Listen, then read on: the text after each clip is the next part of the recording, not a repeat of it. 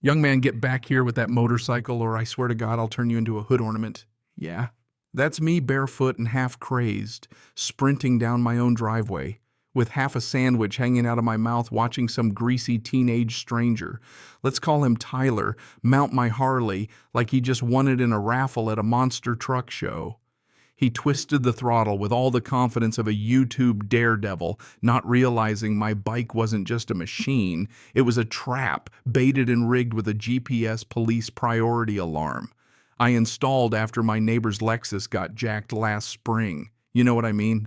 I wasn't about to let 60 grand's worth of chrome and pride roll away because some vape-breathed suburban spawn thought he was living out Grand Theft Auto in real life. I lunged, he froze like a possum with a flashlight in its face. Then Karma stepped in and he tipped the whole Harley sideways into my flower bed, right on top of my petunias.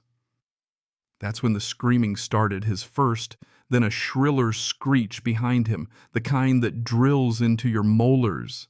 His mom.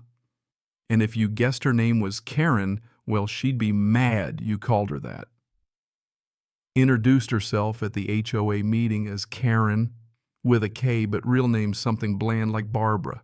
2 houses down, she runs the HOA like she's got a minor in villainy and a doctorate in passive-aggressive email. I'd managed to keep my distance for half a year, but that flew out the window when her son tried to jack my bike. She came marching over flip-flops, slapping the pavement, clutching a designer phone in one hand and drama in the other. "What did you do to my son?" she yelled. I said, "Lady, your kid just tried to steal my motorcycle," she fired back. "He's a child." I said, "He's 17 and that's called a felony." She blinks like her brain just blue-screened and says, "Well, how was he supposed to know it wasn't community property? Maybe he thought it was decorative. Like my Harley's the world's most dangerous lawn ornament." Her son is writhing in mulch, wailing about his ankle. "Don't buy it." The kid sprinted like a rabbit when I gave chase and kicked my side mirror for good measure. She hisses, "You'll be hearing from my lawyer." I answer, "And you'll be hearing from the cops," which right on cue show up in full lights and siren mode. That's Officer Morales' best sandwich in the precinct and apparently best timing too. Karen goes from Rottweiler to tragic actress faster than my Harley ever could. He's a good boy. He just got confused boys and their hormones, you know how it is. She actually says it's a phase like hot wiring bikes, is a puberty milestone. Morales just raises an eyebrow and points to my ring cam every dumb move on video in HD. Karen looks like she might faint. I'll admit I don't hate teenagers. I made dumb choices once too, just never tried to steal something. I could see the owner waving at me from the lawn every day. But this was different. Morales takes statements while Karen whisper coaches Tyler on his sudden amnesia. Doesn't work. Footage shows him casing my driveway, then going straight for the bike. They don't arrest him first, offense and all that, but Morales tells me I can press charges if I want. I say I'll think about it, but I already know. I'm not pressing charges. I'm going to out Karen herself. The next morning, there's a handwritten HOA note taped to my mailbox signed by Karen and 4 minions declaring my motorcycle a danger to children and demanding I remove it within 72 hours. I laugh so hard I startle a squirrel. She's trying to flip the story now. I'm the reckless menace, not the victim. Fine. She wants a fight. I'll give her theater. I roll the Harley inside, clean up my garage, set it up like a museum piece. Bay door wide open, vintage sign mounted up front, community safety exhibit, anti-theft technology demo in progress. Left out flyers about vehicle security. Never mentioned Tyler.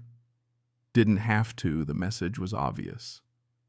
Cue a tidal wave of Karen complaint emails, HOA citations, even a surprise noise inspection.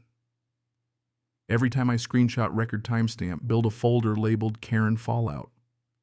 I am a security consultant by trade, not a biker. I gave myself this Harley for retirement, tricked it out with more tech than a Vegas casino, and never expected to prove a point in my own driveway. Then comes the plot twist. A pair of insurance reps knock on my door, claim in hand. Karen's filed for damages on my policy, blaming my negligently parked motorcycle for Tyler's ankle. They walk the property, snap photos, ask leading questions. You might want to check your policy, one warns. I dig into the HOA bylaws. Sure enough, some obscure clause Karen herself snuck in last year says any vehicle visible from the street has to be registered and indemnified for liability. She's not after money, she's after power dominance, total HOA control. So I fight bureaucracy with bureaucracy. I register the Harley and my backup Vespa.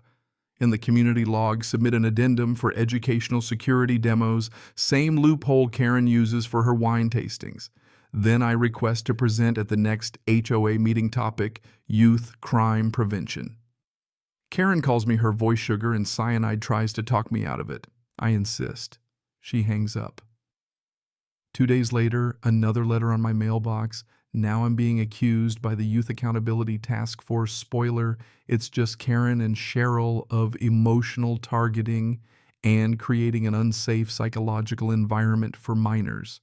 Yeah, that happened. I answer with a 10-page counter-letter bylaws, federal law, an affidavit from Morales invitation to my next safety presentation with free donuts.